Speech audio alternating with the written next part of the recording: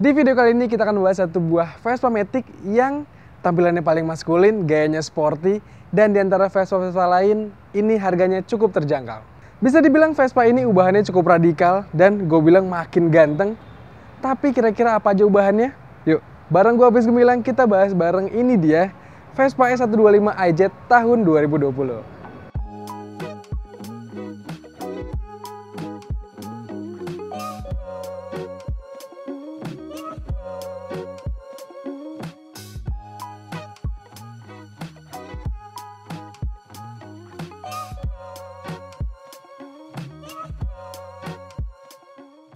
PT Piaggio Indonesia selaku pemegang merek dari Vespa di Indonesia ini ternyata di akhir tahun 2020 ini banyak banget ngeluarin Vespa, bukan hanya 1, 2, tapi 3 sekaligus yang diluncurkan ke Indonesia. Selain Vespa S125 ini pastinya ada juga Vespa Primavera yang versi Sean Witherspoon dan juga Vespa Racing 60 Series.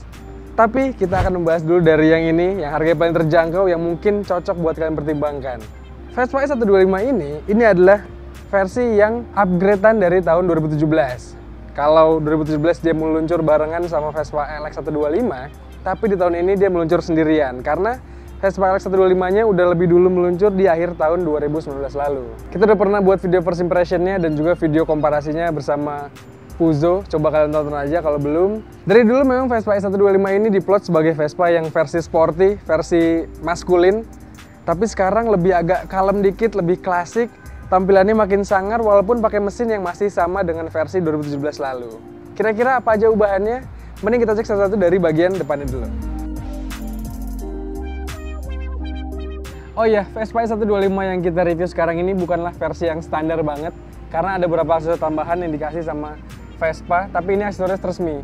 Di bawah flat screen tambahannya ini, pastinya yang kalian langsung notice perbedaannya adalah dari headlampnya ini yang udah tampilannya mirip banget sama Vespa Sprint.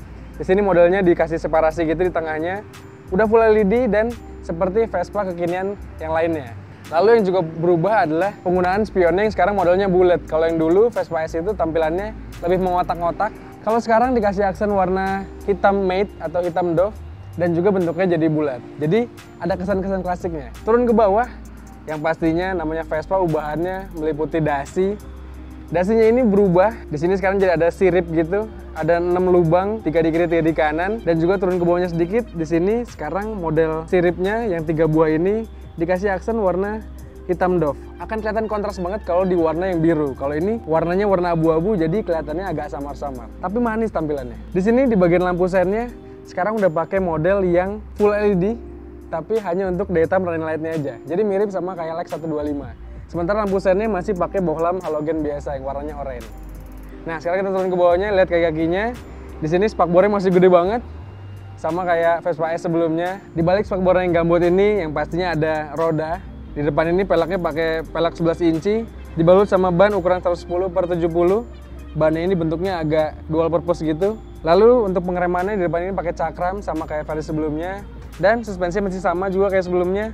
Suspensi model tunggal di sebelah kiri, yang dikasih clear warna merah untuk springnya nih. Jadi kontras gitu sama yang lainnya. Cakep desainnya. Apalagi tampilannya makin keren lagi karena peleknya ini pakai tampilan yang model baru gitu. Dari depan sini yang tadi gue bilang mirip banget sama Sprint, tapi memang ini tampilannya lebih agak gendut dikit. Kalau kalian gimana? Menurut kalian tampilannya kece nggak sih? Kalau menurut gue asik banget nih tampilan S baru ini. Tapi sekarang kita lihat aja bagian sampingnya gitu. Dari bagian samping sini tampak banget ciri khas Vespa-nya, yaitu penggunaan bodi model tempong ini yang besar. Di bagian sini udah pasti dikasih emblem tulisan S125 dan juga ada stiker model stripping gitu yang dikasih desain lurus, garis, dan juga ada garis putih-putusnya. Jadi kelihatan racing banget. Nah, di bagian depan sini yang juga beda sama versi standarnya. Di versi yang kita review sekarang ini dikasih aksesoris tambahan yaitu floor mat, jadi karet gitu. Ngebuat pijakan kaki jadi makin lebih nyaman dan juga kalau ada genangan air bisa langsung diangkat aja untuk dibuang airnya. Geser ke belakang sedikit, di sini kelihatan joknya model baru. Kalau yang dulu S125 itu versi iJet-nya pakai model jok yang single seater gitu. Walaupun bagian belakangnya masih tetap busa, tapi sekarang modelnya jadi rata sama penumpang dan ini pasti ngebuat makin nyaman ketika boncengan. Di sini dikasih aksen warna putih di sekelilingnya Di bagian samping sini juga kelihatan mesinnya masih pakai mesin yang sama yang tadi gue bilang, mesinnya 125 cc yang bisa menghasilkan tenaga sebesar 10,1 daya kuda dan torsi 10,2 Nm. Tenaganya ini bukan yang terbaik di kelasnya, tapi namanya Vespa pastinya bukan dipakai buat kebut-kebutan, melainkan buat riding nyantai. Mesinnya ini untuk bagian CVT pastinya masih pakai teknologi iJet, dari namanya kita tahu. iJet-nya itu berfungsi untuk meminimalisir getaran di bagian stang maupun di bagian CVT yang ngebuat riding semakin nyaman dan semakin halus. Lalu untuk semakin mengurangi getarannya, Vespa sekarang merubah lengan ayunnya jadi dengan desain yang baru, jadi semakin getarannya teredam. Nanti kita cobain langsung pas lagi impresi berkendara. Nah, joknya ini bisa dibuka melalui anak kunci yang ada di joknya ini. Nggak bisa mekanisme yang langsung dari rumah kuncinya, jadi masih manual, diputar ke kiri. Kelihatan di balik joknya ini bisa nyimpen helm yang half face, tapi mungkin yang shellnya nggak terlalu besar. Lalu di belakangnya di sini ada tempat untuk bensin, pastinya tangki yang bisa diakses melalui lubang ini. Ada tulisannya gasoline. Kapasitas tangkinya ini hanya 7 liter bensin, jadi masih sama kayak yang versi sebelumnya. Oke. Nah, lalu di belakang joknya ini, di sini ada rack yang pastinya ini bukan versi standar, kalian harus beli lagi tambahan. Tapi manis banget tampilannya, bisa dipakai buat touring, nyimpen barang di sini dan kalian iketin. Nah, dari samping sini tampilannya masih sama kayak Vespa S sebelumnya rasanya, dan juga mirip-mirip dari bagian tengah ke belakangnya sama kayak LX125 yang baru. Bukan tampilan favorit gue lebih suka bagian depannya. Tapi sekarang kita cek aja langsung bagian belakangnya.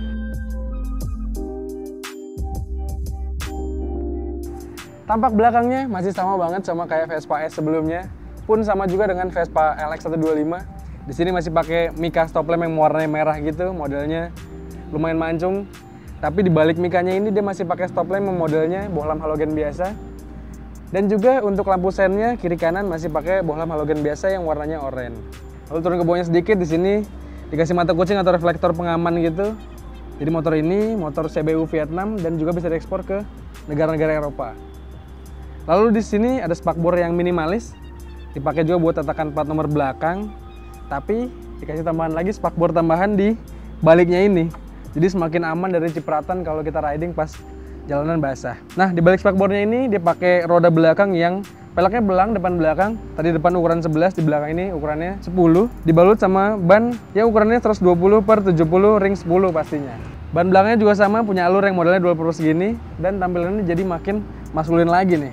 Geser dikit ke kirinya, di sini ada suspensi belakang yang modelnya tunggal monoshock, bisa diatur 4 tingkat dan warnanya dikasih spring warna merah gini.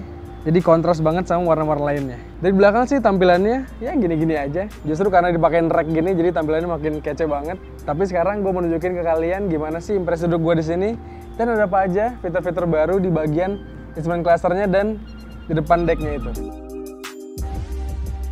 Nah, ini dia posisi duduk gue di Vespa S125 ini. Tinggi joknya hanya 785 mm. Buat gue yang punya tinggi 178 cm, rasanya masih bisa menapar dengan sempurna. Dan lumayan menekuk nih kaki gue. Kalau dinaikin ke decknya, kaki gue masih nyaman-nyaman aja di sini. Dan juga posisi stangnya ya khas Vespa, nggak terlalu tinggi dan nggak terlalu rendah. Cukup rendah, tapi rasanya nyaman untuk dipakai city ride ataupun touring-touring yang jaraknya nggak terlalu jauh nih. Sekarang posisi decknya nggak lurus dari depan ke belakang, tapi agak mengurus atau mengecil di bagian tengah ke belakangnya ini, supaya ketika kita turunkan kaki di lampu merah mungkin kaki kita nggak akan mentok dengan deck, betis kita jadi akan lebih nyaman kerasanya nih. Nah, selain itu untuk footstep penumpang juga direvisi, sekarang jadi lebih mundur ke belakang sedikit dan lebih agak manjang supaya penumpang jadi kakinya nggak akan mentok terlalu dekat ke tempong ini dan lebih nyaman kalau dibonceng. Kalau LX125 itu dikasih glove box di bagian tengahnya sini, tapi kalau S125 memang dari dulu nggak dikasih glove box, cuma ada 2 kompartemen kiri kanan.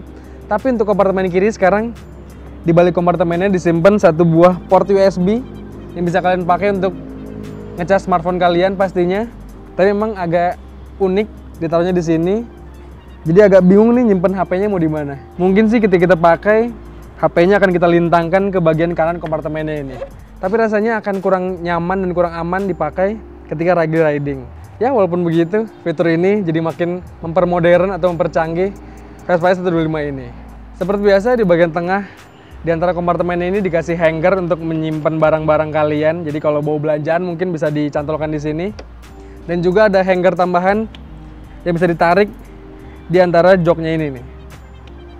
Oke deh, Itu aja fitur-fitur tambahannya. Sekarang kita lihat di sini instrumen clusternya modelnya baru, jadi mirip banget sama kayak S atau Primavera ataupun LX125 yang baru. Sini, ini dia anak kunci dari Vespa S125 ini. Seperti Vespa kebanyakan, anak kunci ini udah pakai sistem keamanan immobilizer, jadi pastinya makin aman lagi. Kita masukin langsung aja dan kita nyalain. Nah, sekarang tampilan instrumen clusternya ini jadi mirip banget sama Vespa LX125 yang baru, Vespa Sprint ataupun Vespa Primavera.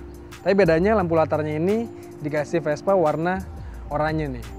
Jadi beda sama Primavera ataupun Vespa LX yang lampu latarnya warna biru. Nah, di sini informasinya masih sama kayak Vespa lainnya. Ada speedometer pastinya, ada satuan kilometer maupun satuan mile. Lalu di sini di layar MID kecilnya ini pastinya ada informasi soal sisa bensin, lalu ada jam, dan ada informasi kecil yang bisa diatur, bisa diganti-ganti melalui tombol di bagian sebelah kanan ini. Ada trip A, trip B, lalu ada odometer. Lalu di kanan kirinya masing-masing ada beberapa indikator tambahan, seperti engine check, lampu dekat, lampu jauh, lampu sen, dan indikator bensin rest. Nah, sekarang kita lihat yuk di bagian kiri stangnya ada apa aja. Di bagian kiri ini pastinya ada handle buat rem belakang. Rem belakangnya masih tromol, belum cakram kayak yang depan. Lalu di sini ada saklar lampu dekat, lampu jauh, ada saklar lampu sen, dan saklar untuk klakson. Di bagian kanannya pastinya ada handle buat rem depan, terus juga ada tombol mode yang tadi gue bilang untuk merubah informasi di MID-nya. Terus juga ada saklar untuk nyalakan headlamp-nya nih. Jadi ini belum AHO atau automatic headlamp on. Jadi untuk riding di Indonesia pastinya kalian harus terus menyalakan headlamp-nya nih. Lalu di bagian bawahnya udah pasti ada starter. Yuk kita nyalain ya. Suara starternya halus, nggak kayak versi yang masih 2V ataupun 3V yang sebelum IJet ini. Dan juga sekarang getaran mesinnya jadi semakin teredam. Tapi untuk makin membuktikannya, sekarang yuk gue mau ngajakin kalian untuk riding bareng pakai S125 ini. Let's go!